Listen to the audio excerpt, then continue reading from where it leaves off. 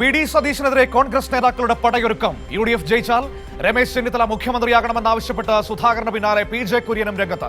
അതേസമയം അഭിപ്രായം പറയാൻ ആർക്കും സ്വാതന്ത്ര്യമുണ്ടെന്നും മുഖ്യമന്ത്രിയെ തെരഞ്ഞെടുപ്പിന് ശേഷമായിരിക്കും തീരുമാനിക്കുക എന്നുമായിരുന്നു KC വേണുഗോപാലിന്റെ പ്രതികരണം. നമ്മൾ ജയിച്ചാൽ ഞാൻ പറഞ്ഞല്ലോ, നമ്മുടെ മുഖ്യമന്ത്രി ചിലപ്പോ ഇവിടെ ഇരിക്കുന്ന രമേശായിരിക്കും. അല്ല, എനിക്ക് സംശയമില്ല. ചിലപ്പോ രമേശ് പറയുന്നത് പാർട്ടിയാണ് തീരുമാനിക്കുന്നതാണ്. അപ്പൊ ഞാൻ പറഞ്ഞത് വളരെ പ്രധാനപ്പെട്ട പ്രതികരണമാണ്. ഇനി ഏതെങ്കിലും ഒരു കാരണവശാൽ UDF ജയിച്ചാൽ ഈ വി ഡി സതീശൻ ആയിരിക്കില്ല മുഖ്യമന്ത്രി എന്ന് പ്രധാനപ്പെട്ട മുതിർന്ന നേതാക്കളൊക്കെ പറയുകയാണ്. ഇപ്പോൾ PJ കുര്യൻ കോൺഗ്രസിന്റെ മുതിർന്ന നേതാവാണ്. അദ്ദേഹം പറയുന്നത് രമേശ് ചെന്നിത്തല മുഖ്യമന്ത്രിയാകും എന്നാണ് പറയുന്നത്. കഴിഞ്ഞ ദിവസം K സുധാകരനും പറയുന്നുണ്ടായിരുന്നു ഇതേ രീതിയിൽ ചെന്നിത്തല മുഖ്യമന്ത്രിയാകണമെന്ന്. അതായത് വി ഡി സതീശൻ ഈ റേസിൽ കോൺഗ്രസിൽ ഒറ്റപ്പെട്ടു പോകുന്നു എന്നാണ് ഇപ്പോൾ നമുക്ക് മനസ്സിലാക്കാൻ കഴിയുന്നത്. ഇനി ഭരണം കിട്ടിയാൽ ഇതിനൊക്കെ അപ്പുറമുള്ള മറ്റൊരു ഭീഷണി കൂടി സതീശന്റെ മുൻപിലുണ്ട്. മറ്റാരുമല്ല, ഇപ്പോൾ മത്സരിക്കുന്നില്ല എങ്കിൽ പോലും KC വേണുഗോപാൽ വരാനുള്ള സാധ്യതയും കാണുന്നുണ്ട്.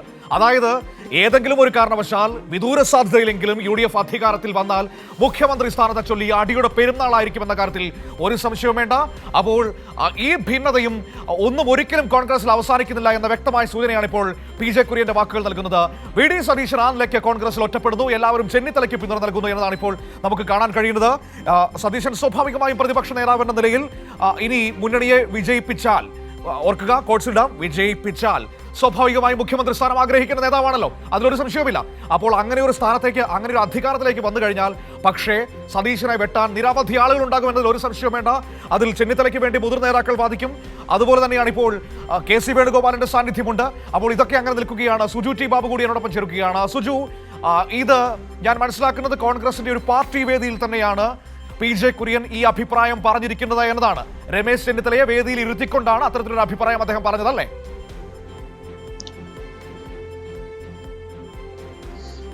തീർച്ചയായിട്ടും തിരുവല്ലയിലെ UDFന്റെ കൺവെൻഷനിലാണ്, അതായത് വർഗീസ് മാവിന്റെ ഒരു തെരഞ്ഞെടുപ്പ് കൺവെൻഷനിലാണ് ഈ PJ കുര്യൻ ഇത്തരം ഒരു വാദം ഉന്നയിച്ചത്, അല്ലെങ്കിൽ ഇത്തരം ഒരു കാര്യം പറഞ്ഞത്. അതിൽ രസകരമായ സംഭവം, PJ കുര്യൻ പറയുന്നത് 9-ന് മുഖ്യമന്ത്രിയാകുമെന്ന് പറയുമ്പോൾ അത് ചെന്നിത്തല ഒരു പക്ഷേ നിഷേധിക്കുമായിരിക്കാം. എന്നാൽ ഞാൻ പറയുന്നു ചെന്നിത്തല തന്നെ മുഖ്യമന്ത്രിയാകുമെന്ന കോൺഫിഡൻസോടാണ് PJ കുര്യൻ പറയുന്നത്. അതായത് വി ഡി സതീശിന്റെ സാധ്യത പൂർണ്ണമായും തള്ളിക്കൊണ്ടാണ് PJ കുര്യൻ പറയുന്നത്. മനു, ഇപ്പോൾ ഒരു കാര്യം വ്യക്തമാവുകയാണ്. കഴിഞ്ഞ ദിവസം K സുധാകരനും ചെന്നിത്തലയുടെ പേര് പറഞ്ഞു. അങ്ങനെ കൂടുതൽ നേതാക്കൾ ചെന്നിത്തലയുടെ പേരുകൾ പറയുന്ന ഘട്ടത്തിൽ തന്നെ നമുക്കറിയാം, ഇലക്ഷൻ പ്രഖ്യാപിച്ചു കഴിഞ്ഞാൽ 24 മണിക്കൂറിനുള്ളിൽ പട്ടിക പുറത്തു വിടുന്നു പറഞ്ഞ പിന്നീട് 72 മണിക്കൂർ വരെ കാത്തിരിക്കേണ്ട അവസ്ഥ.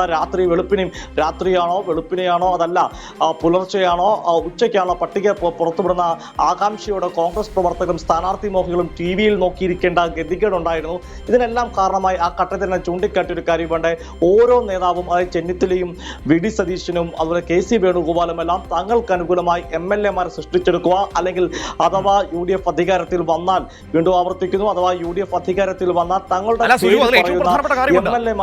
AICC നടത്തിയ സർവേയിലടക്കം വലിയ ബുദ്ധിമുട്ടാണ് UDF അധികാരത്തിലേക്ക് വരാനെന്നാണ് കണ്ടെത്തിയിരിക്കുന്നത്.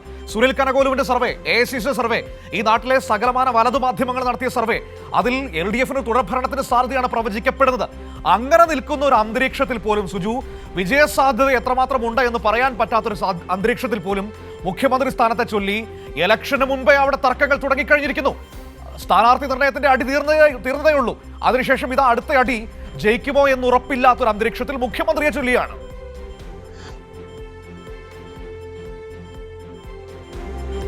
തീർച്ചയായും കോൺഗ്രസിനുള്ളിൽ തന്നെ ഇക്കാര്യത്തിൽ വലിയ അമർഷമുണ്ട്. അതുകൊണ്ട് തന്നെ ജയസാധ്യത വിദൂരമായി എന്ന തരത്തിലേക്ക് കോൺഗ്രസ് പ്രവർത്തകരും ചിന്തിച്ചു തുടങ്ങി എന്നാണ് മനസ്സിലാക്കേണ്ടതായിട്ടുള്ളത്. അതായത് കോൺഗ്രസ് പ്രവർത്തകർക്ക് തന്നെ തീർച്ചയായിട്ടും LDF-ന്റെ വികസനവും മുഖ്യമന്ത്രിയുടെ നയമെല്ലാം തന്നെ ജനങ്ങളിൽ വലിയ സ്വീകാര്യത ഉണ്ടാകുന്നതുകൊണ്ട് തന്നെ ഇത്തവണ അധികാരത്തിലേക്ക് എത്തുമോ എന്നുള്ള കാര്യത്തിൽ സംശയമുണ്ടായിരുന്നു.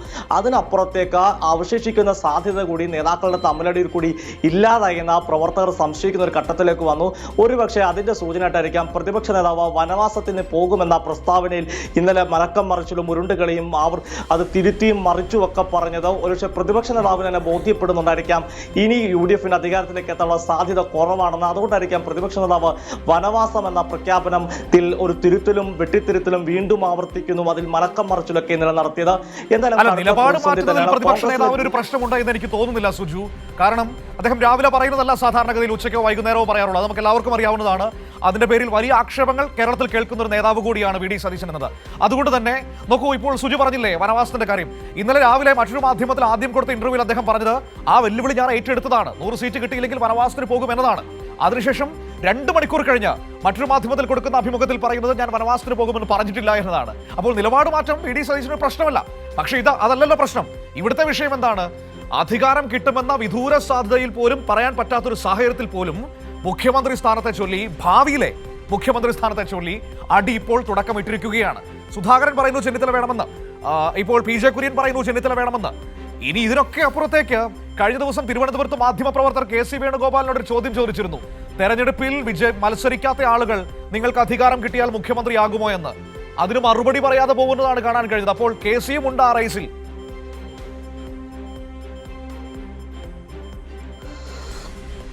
തീർച്ചയായും കെ സി വേണുഗോപാൽ, ചെന്നിത്തല, വി ഡി സതീശൻ എന്നിവർ ഇക്കാര്യത്തിൽ മത്സരമുണ്ട്. ഇവരുടെ മത്സരം തന്നെയാണ് സ്ഥാനാർത്ഥി പട്ടിക വൈകിയത്. നമുക്കറിയാം, പഴകുളം മധുവിനെ റാന്നിയിൽ എത്തിച്ചതിന് പിന്നിൽ കെ സി വേണുഗോപാലാണ്. അങ്ങനെ പല ആളുകളെയും നിശ്ചയിച്ചതും അതൊക്കെ തന്നെയാണ് കോൺഗ്രസിലെ ഗ്രൂപ്പ് വഴക്കും തർക്കമൊക്കെ തന്നെയാണ് സ്ഥാനാർത്ഥി പട്ടിക വൈകിപ്പിച്ചത്.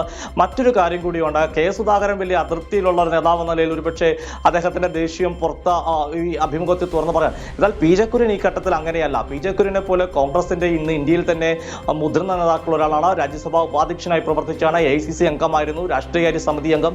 അങ്ങനെ തുടങ്ങിയ ഇന്ത്യയിൽ തന്നെ കോൺഗ്രസിന്റെ മുതിർന്ന നേതാക്കൾ ഒരാളായി പി ജെ കുര്യൻ പരസ്യമായി അത്തരമൊരു പ്രസ്താവന, അത്തരമൊരു പ്രസംഗം നടത്തണമെങ്കിൽ അത് കേവലം യാദൃശ്ചികമല്ല, നാക്കുളുക്കല്ല, പകരം ബോധപൂർവം നടത്തുകയാണ്. ഒരു പക്ഷേ ചെന്നിത്തലയെ എത്തിക്കാൻ വേണ്ടിയുള്ള നീക്കങ്ങളുടെ ഭാഗമായിരിക്കാം അത്തരം പ്രസ്താവനകളാണ് മനസ്സിലാക്കേണ്ടത്. അങ്ങനെ നോക്കുമ്പോൾ കോൺഗ്രസിനുള്ളിൽ ഇത് പരസ്യ പോരിലേക്ക് എത്തി നിൽക്കുന്നത് ഒരു പക്ഷേ അത്തരത്തിൽ പ്രവർത്തകർ കൊടുക്കുന്ന സൂചന കൂടിയായിരിക്കാം. എന്തായാലും കോൺഗ്രസിനുള്ളിൽ വലിയ തർക്കമാണ് ഈ വിഷയത്തിൽ. ജനങ്ങൾ പറയുന്നത് ജയിച്ചിട്ട് വേണ്ടേ മുഖ്യമന്ത്രിയാകാനുള്ള പരിഹാസവും ഒരു സൈഡിൽ ഉണ്ടാകുകയും ചെയ്യുന്നു.